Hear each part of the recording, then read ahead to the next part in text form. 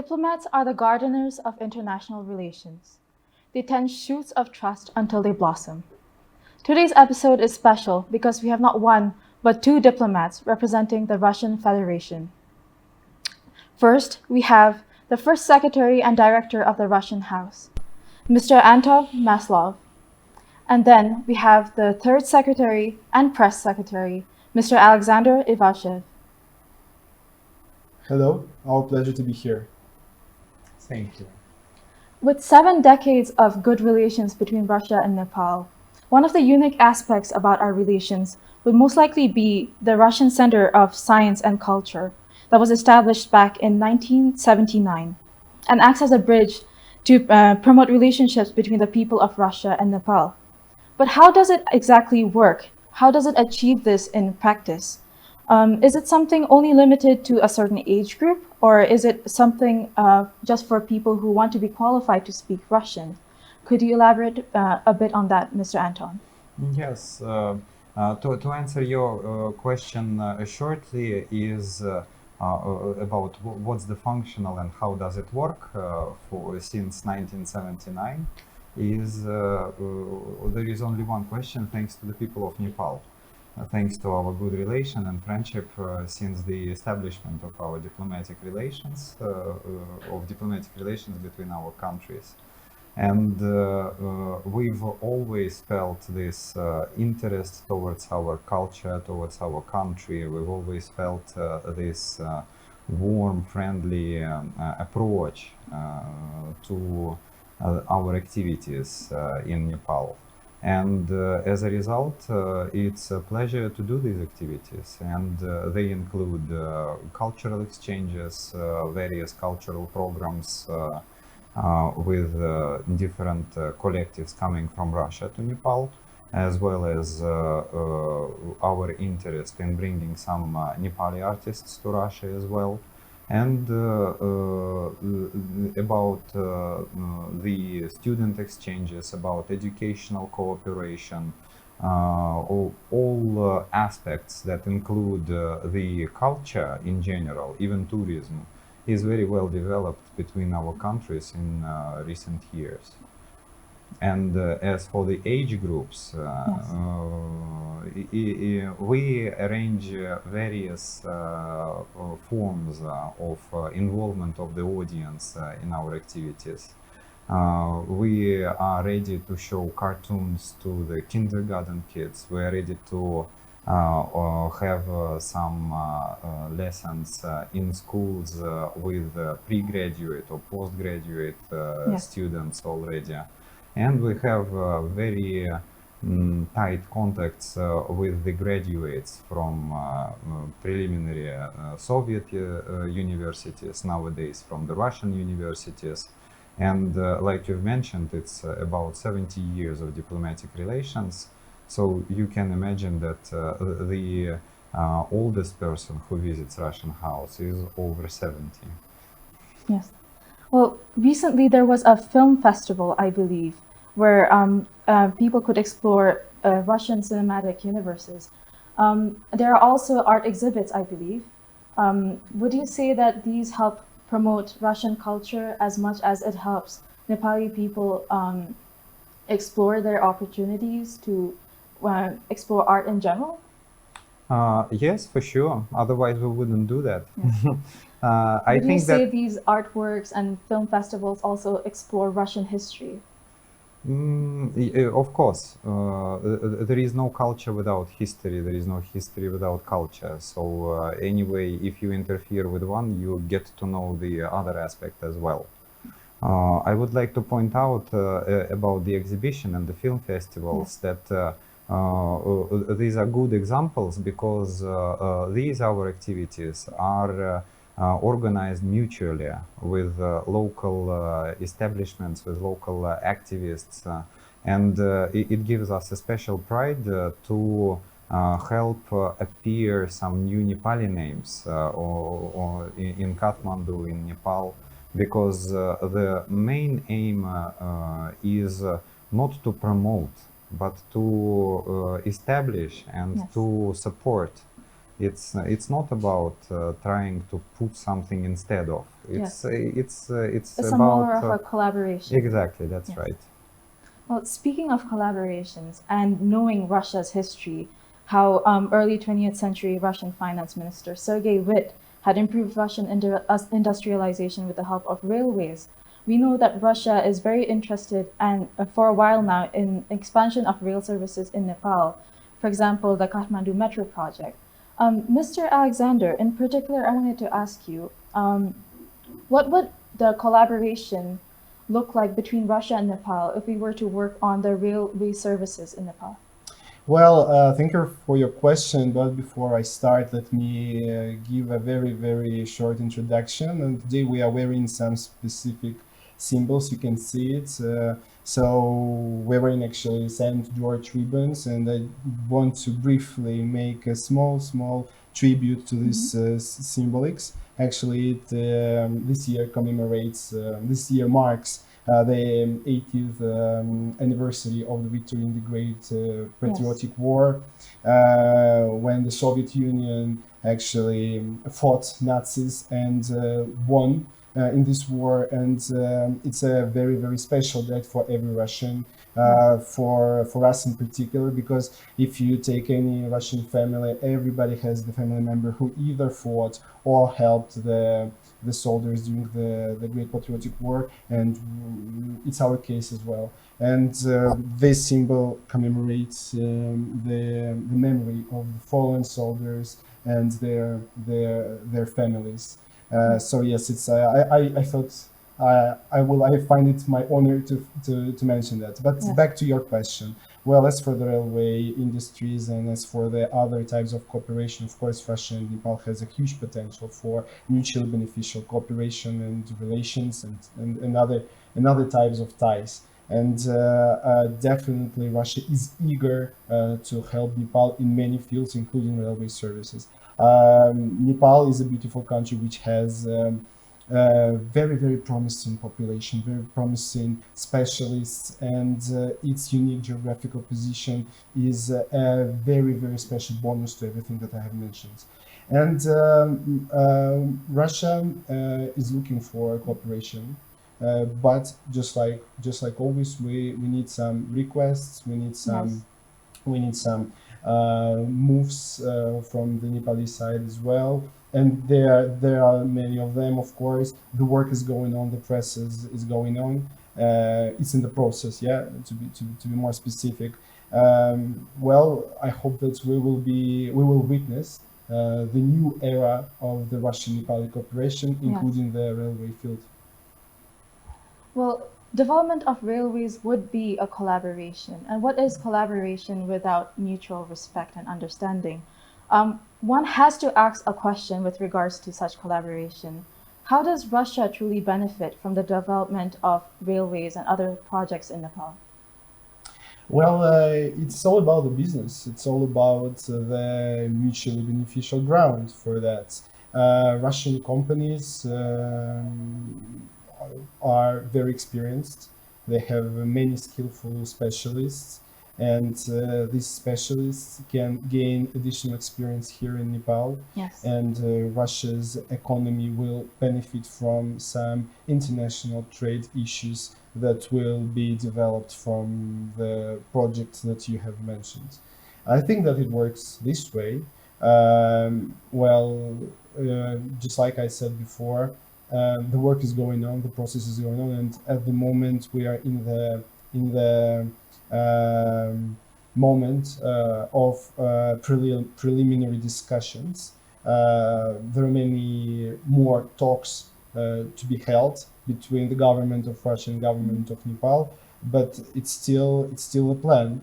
And just like I said before, well, hopefully we will develop from the talks to some specific projects and processes. Well, speaking of history and railways, I believe railway development has shaped Russia's history and culture in many ways. How would you think that development would look like to benefit the Nepali people? How would this improve the Nepali economy, and what would that look like for our future relations between Russia and Nepal? Well, this is a very good question. Actually, to answer this, I would love to pay your audience attention to the infrastructure level in Russia.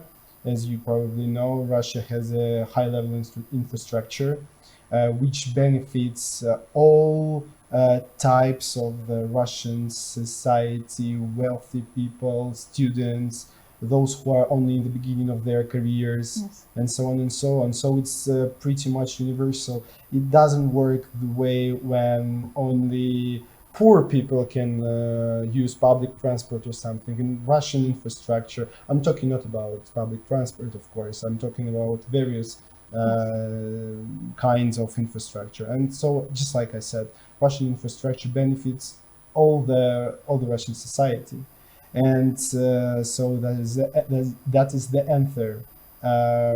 If infrastructure is getting better in Nepal, it will make Nepalese lives way better, the way more comfortable. It will make a great contribution to the international logistics trade with your neighbors, with China, with India, with some other countries of the region. It will also become, a very, very solid foundation for the future industrial development of Nepal. And just like I said, Nepal has a huge potential. Nepal is a very promising country with many, many fields that they can develop and become the economically developed country, extremely economically developed country. Yes. So yeah, I think I believe that is how it works. Yes. Speaking of history, Mr. Anton, actually, we were discussing off camera earlier about the many parallels between Russian history and Nepali history. Both Russia and Nepal seem to have a certain parallel, particularly with regards to the rise of communism and the fall of the monarchy.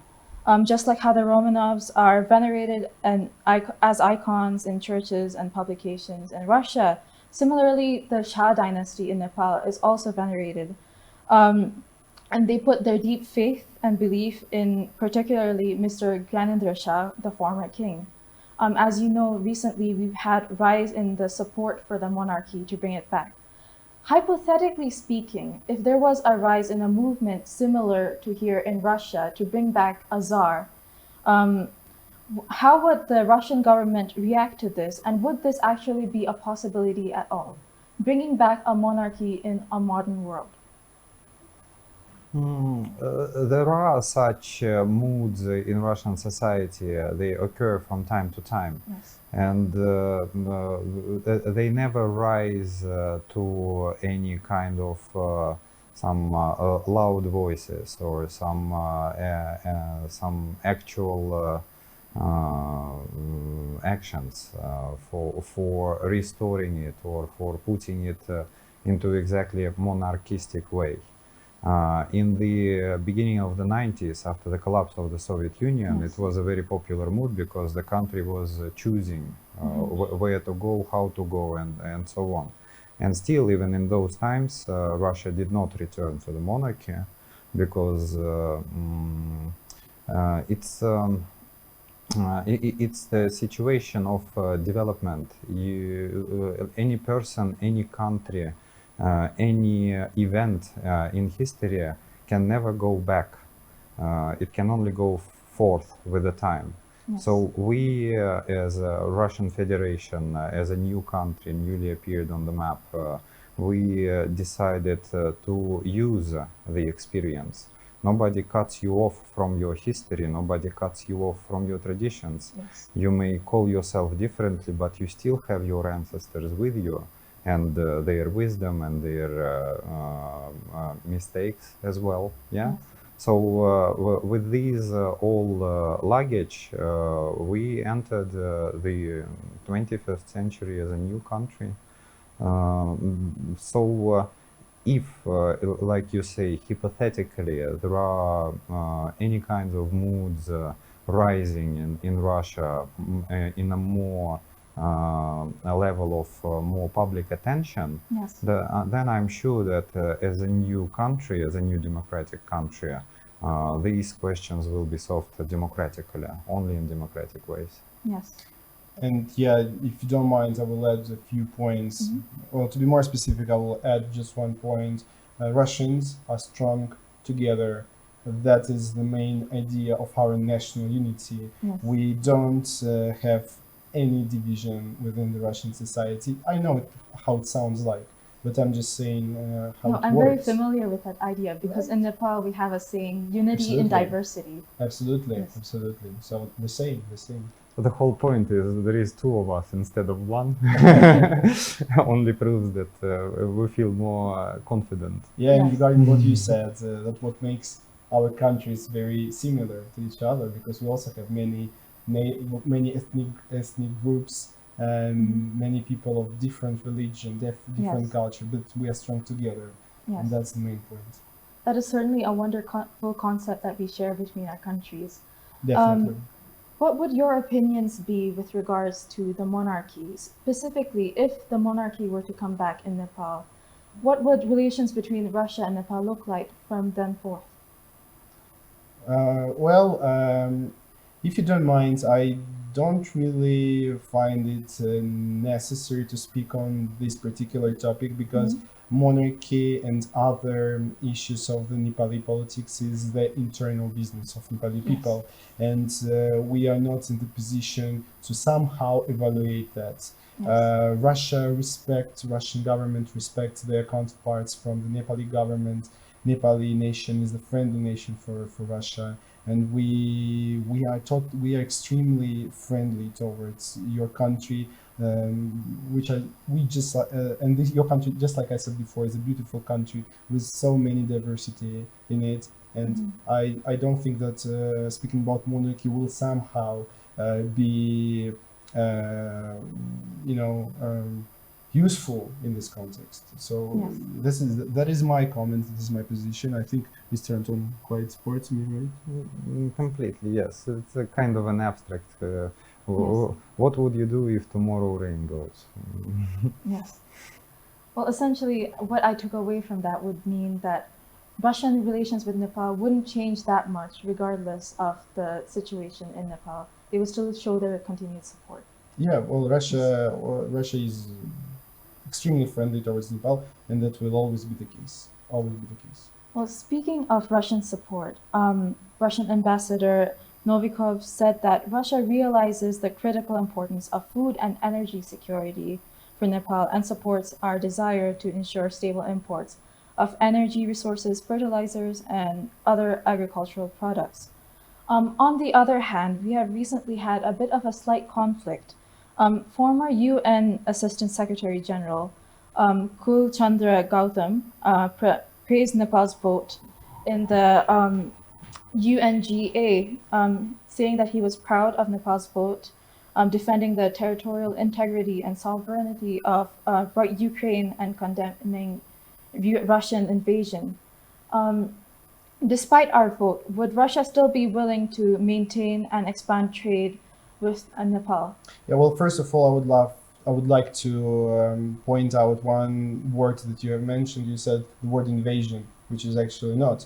The roots of this conflict are very deep, and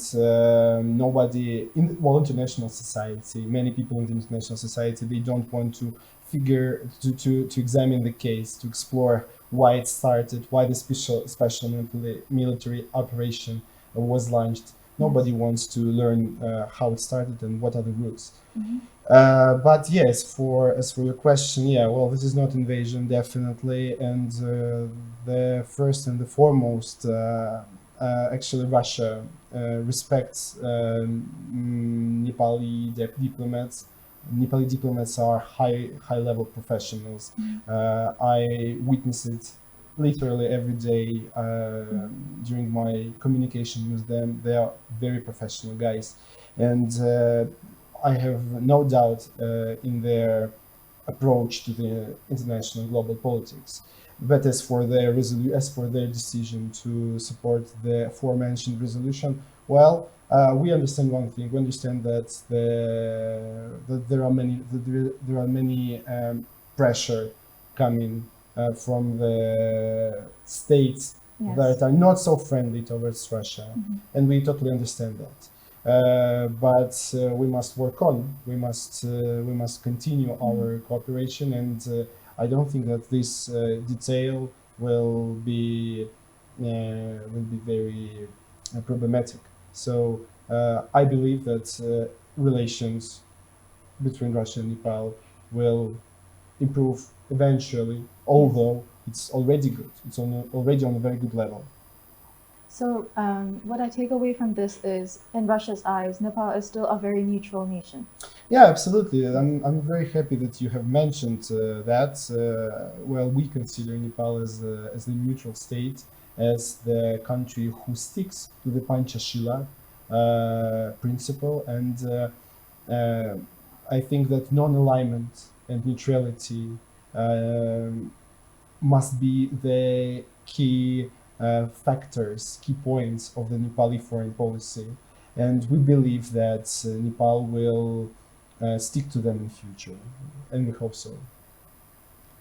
Mr. Anton, would you have any opinions you would like to share with regards to Nepal's stance currently as a neutral nation, and the Nepali people that you've interacted with, in particular at the Russian House, how they seem to view Russia and how Russia seems to view these youths who are interested in studying in Russia? Yes, with pleasure I will answer. Because my colleague from the embassy presents an official position. He deals mostly with governmental structures, officially with papers. We are more in the fields. We deal with peoples, with representatives of different layers of Nepali society and even different regions as well. And I must say that to me, since 2022, when I first came here, almost simultaneously with the start of the special military operation in some regions of Ukraine, I must say that in all these 3 years there has never occurred just any single situation of some kind of misunderstanding or conflict between our staff. I'm not talking about only myself, but about all the staff of Russian House and Nepali visitors. So people who come to us, they don't aim for making any statements. They come to us for education, to broaden their horizons, to develop their picture of the world. Most of the time, questions being asked to us are in hope to get more objective point of view, to get more objective position on what is happening in the world globally. And we are very pleased that there is such an interest and that we can provide this. Speaking of interest, particularly in Russia, recently the Nepali authorities, I believe they had lifted the restriction on NOCs, or no objection certificates, with regards to students from Nepal going abroad to study in Russia. Speaking of the ongoing conflict with Ukraine, would it be truly safe for the Nepali citizens to study abroad in Russia, as it is an armed conflict? Are there any measures being taken to protect the international community within Russia? Your question presumes that there is no actual picture of what's happening in Russia, of what's happening between Ukraine and Russia. The image of war, that's why we are so against this this word, because war is a global event. Yes. This what right now is happening in several regions on the borderline. So the education that Russian government provides for the Nepali citizens on a scholarship quota is guaranteed to send the students to the cities and the regions away from those actions, Yes. in the borderline. And the NOC that you have mentioned, as far as I know, it concerns only students on commercial basis going and doing this through agencies and somehow indirectly.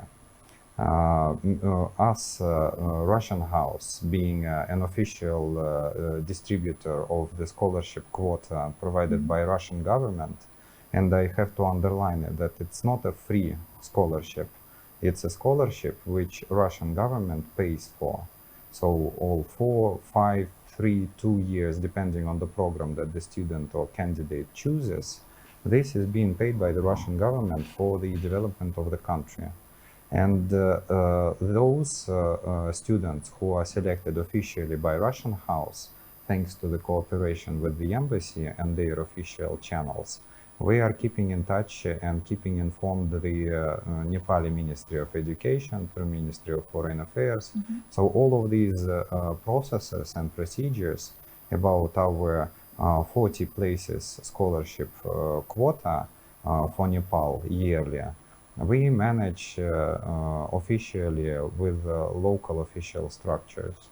So the difficulties that the students may face by applying unofficially, we cannot presume and we cannot guarantee to solve them.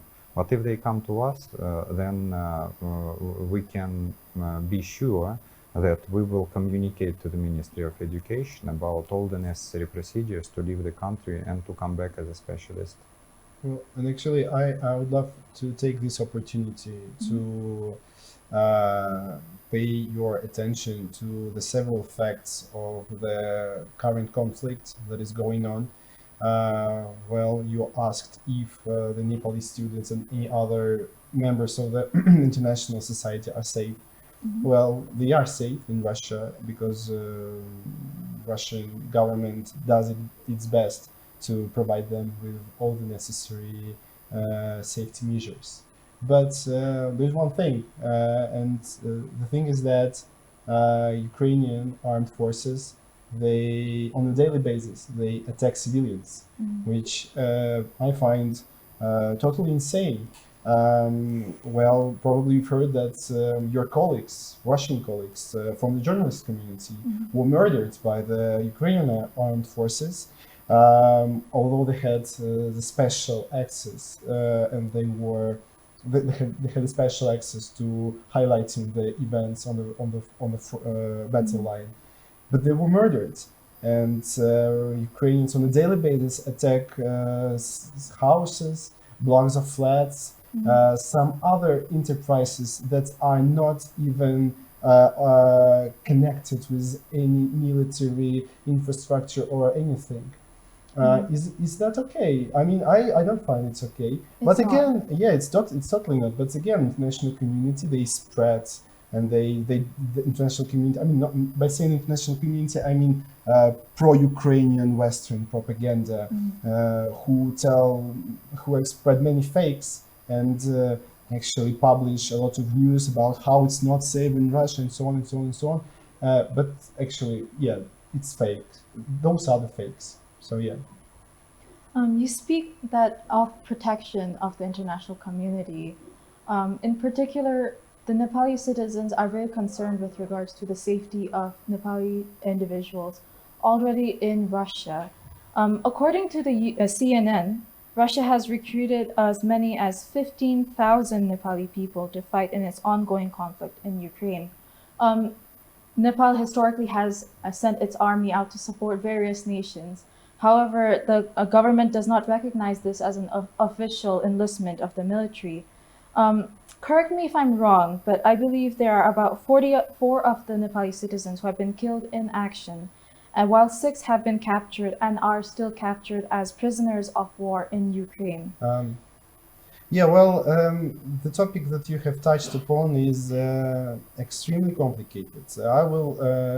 I did hear that Russia has agreed to compensate the victims and their families, but one has to ask the question, what is being done with regards to the prisoners of war in Ukraine right now? Well, to answer your question, I will come up with two precise points. The first point is that all the Nepalese citizens who are participating in the Russian, who are involved in the battle actions, and who are the members of the Russian armed forces right now, they went to Russia on their own will. Nobody forced them, nobody made them do that.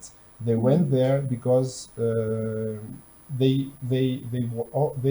somehow felt so, and they decided so, and no any official was involved in the process of their recruiting. Russian legislation allows recruiting international citizens, citizens from other countries. I mean, and Nepalese people just did so because the Russian legislation allowed so. And the second point, I think it's very important to mention that I would rather prefer not to make this issue very public, because the process of exchanging the prisoners of war is very complicated, and it requires, well, how you say it? It requires some confidential details.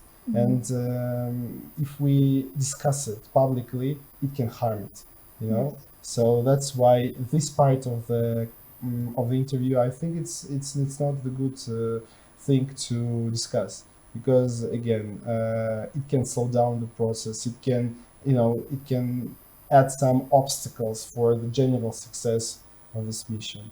And that's why we are not in the, and moreover, we are not in the position to discuss it, because Russian Defense Ministry deals with this. We are Foreign Ministry. It's different. You have said that the Nepalese citizens have chosen to join the military of their own accord. But however, nonetheless, the Nepalese government still does not recognize this, as there was no bilateral agreements with such regards to enlistments in the Russian military. One has to just ask the question, as it has been declared that the alleged recruitments of these individuals, while they were illegal from both parts of the Russia and Nepal, the Nepali people who are still stuck in the army, will they be able to return home? Is there a possibility of these soldiers who have joined the army on their own to be returned by the Russian government to Nepal? Well, just like I said before, it's not the issue for the public discussion, and not for the television, because these processes, they demand, they require, very cautious approach. And I think that we are not in a position, we're not in, how to say, it's not the right, and it's not the good time to discuss it in details. So yeah, that is the answer. We have spoken about the relations between Russia and Nepal on a macro perspective. Now I would like to ask about your personal experiences in Nepal here as diplomats. Mr. Anton, you seem to interact with a lot of Nepali individuals at the Russian Cultural House. Could you highlight any achievements or specific moments that you particularly cherish in your heart with the Nepali community? It's very hard to distinguish any particular thing, because in general the act of communicating to any foreigner is already developing, and the communication with the Nepali audiences on a different, like I already mentioned, on different layers of society, different age groups. It's always a very good retribution from the emotions that you feel. You feel the gratitude of the people, and it's so sincere that it sometimes even overwhelms, literally overwhelms. So the way I would formulate this, I think it's the openness of Nepali people, their natural curiosity towards other cultures, towards events in other countries and global happenings. Even this Well, as example of this today's interaction, it's even a pleasure to correct some points which are confusing to Nepali, which create some kind of I don't know, suspicion. You know, in friendly relations, in people-to-people relations, it's unnecessary feeling. It's an unnecessary thoughts. So the best and the most rewarding in work with Nepali audiences is its openness and interest and the gratitude that they feel towards you. What about you, Mr. Alexander? Do you have any particular moments you would like to share? Of course, yeah. I just find it necessary to support everything Mr. Anton already said. Nepali people are extremely hospitable and extremely friendly. They are very easygoing, always supportive, and very calm in a good way. And Nepal feels like the place you always want to come back. And well, there's one small funny thing about my family. For example, I'm here.